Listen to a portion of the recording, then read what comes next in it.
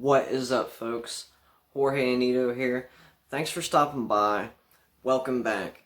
Welcome back to the channel. And first and foremost, let me just thank everybody for the feedback, the comments, all the love and support for Reed Fairy and myself with the Slight Off series. It was just a fun 3-episode series that me and Reed, we had a lot of fun with. We'll definitely continue that in the near future, so look out for that. And also, we're at 620 some subscribers. Wow, who would have thought, right? Which means I will be doing a giveaway very soon. So make sure that you are subscribed for one and have the post notification bell turned on, because in a video coming up here real soon, yeah, it'll be a giveaway. And I have some really good stuff to give away this time. A while back, I released a video called the Swing Shift Tutorial. I think on the thumbnail it says Super Convincing Control. And that was a move by a guy, a good friend of mine named Gabriel Pereira. Well, Gabriel has reached out to me recently with a super awesome color change.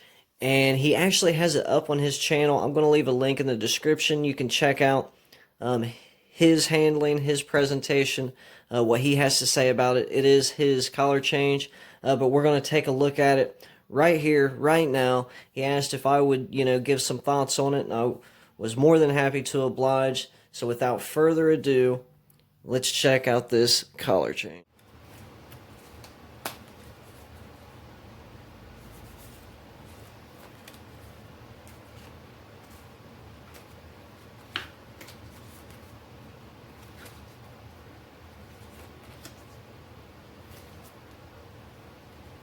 That, my friends, is the clip swing shift. Okay, I'm not going to lie, this move can be a little tricky and a little knacky, but it has a lot of potential, because not only can it be used as a color change, it could be used also as a force, a card switch, card control, card load. It's just that well of a utility move, and it's a very worthwhile move to learn. So let's check it out. So essentially what you're doing, well, we'll just do this from a face-up position. That way you can just see just the bare bones mechanics of it. So the color change happens like this. You want to cut about a third of the deck into your other hand, and I find that if you have at least 2/3, it's easier to do this clipping action. So run through that again. Cut about a third. Now you can either use this index to scoot the deck back this way, that way you can get in position for this clip, because that's what's happening, right? You can't see nothing from the front, but from the back, I've popped that top card off like this, and so it's kind of coming at an angle just ever so slight, right? And what's happening is, while I'm pointing at this, when I come over, you do the swinging action. This card is contacting. Gabriel teaches it with the index.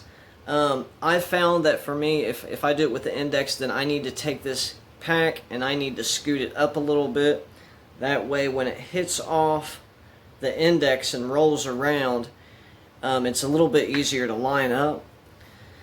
So we'll go over that again. Let's do this from a different angle. So you're taking the cards, you're swinging over a third of the packet, and I just bring the packets together just to adjust, and that way I'm in position to do this clipping action. And all you're doing here is, wow, I keep dropping cards everywhere. All you're doing here, let me just come around this way, is using your pinky to just pull up to make contact with this card, and I kind of go up and to the right, and that right there pops it off right where it needs to be.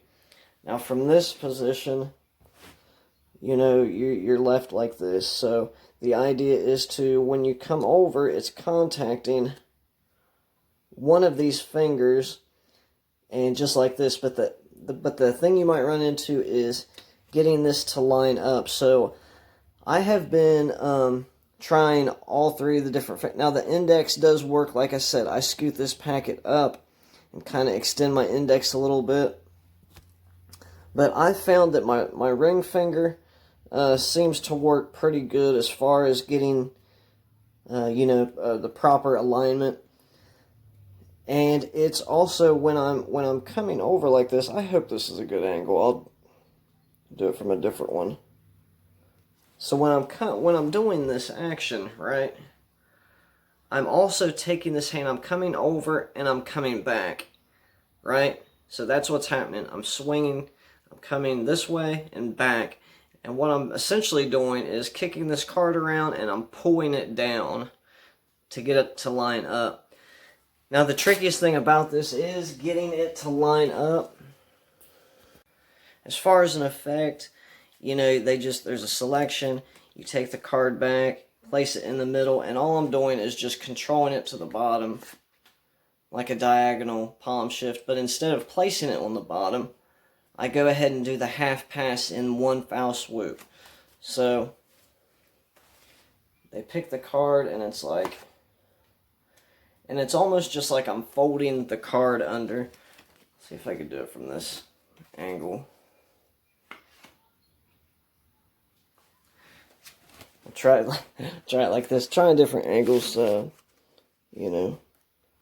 right here, making contact with the pinky, bringing it out, and I'm using my middle finger and ring finger to just kind of pull that or flip that card over, and then I'm just kind of just placing it on the bottom.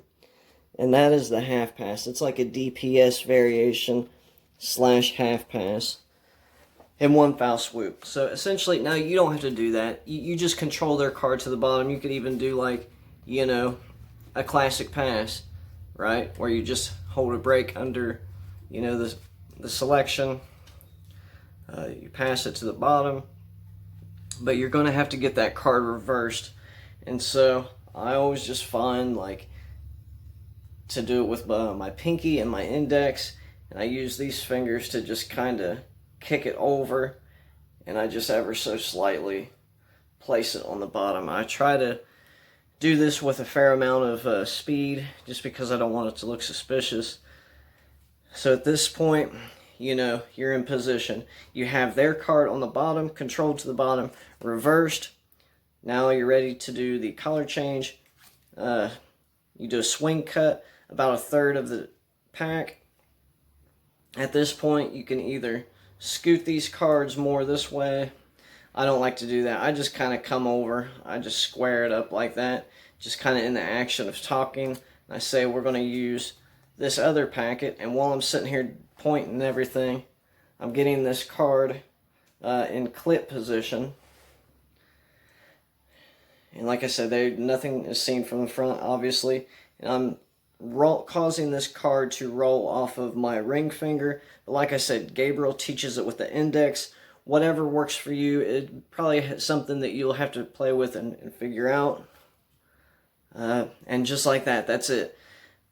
Last time, the swinging motion to get this card to line up is straight over and then back. Hold on. So like this, right? Like an L shape. Bam, bam. And I kind of do a little wrist kill with this one too. You don't have to do that. It's one of those things you just play around with, and whatever happens, happens. You'll find that maybe something works better for you than the way you're seeing me do it, or Gabriel. So there you go, guys. This also could work as a card force. Like I said, card switch, card load. It's a beautiful move. It's called the clip swing shift. Big thank you to Gabriel for reaching out to me and allowing me to teach it. Again, link in the description. Run over, check out his tutorial, see what he has to say. I hope you enjoy the rest of your weekend, guys. Jorge Nito here, signing off. Giveaway soon. Be blessed.